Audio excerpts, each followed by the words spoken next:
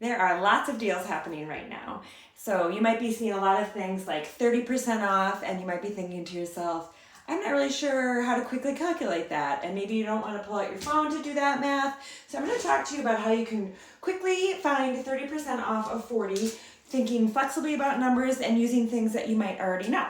So when I think about $40, I know that I can quickly find 10% off of 40. That feels comfortable to me. I know that 10% off of 40 is $4.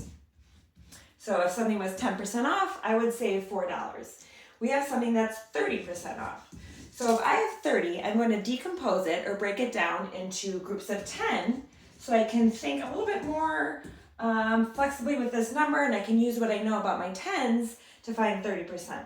So if I have 30%, instead of 30, I have 3 groups of 10%, 10, 20, 30. So I know that 10% of 40 was $4. So I'm going to have my $4 here, $4 here, and $4 here. So now I have 3 groups of $4 to get $4, $8, $12 off. So if something was 30% off, it would be $12 off. So then I would do 40 minus 12 to give me a new price of $28. Now, sometimes the percentages aren't just a multiple of 10, and then we have to think a little bit differently. We use the same start, can still think flexibly, but let's say instead of 30%, I have 35%. So if I have 35%, I still can think back to that 30. I think, okay, I have my 3 groups of 10, but then I also have another 5% that I have to figure out.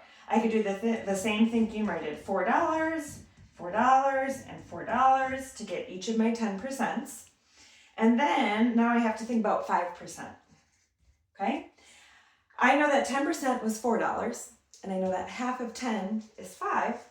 So I can think, okay, half of this 4 would be $2. So now I have my 4, 8, $12, and then I have 2 more. So 35% would be $14 off. Happy shopping.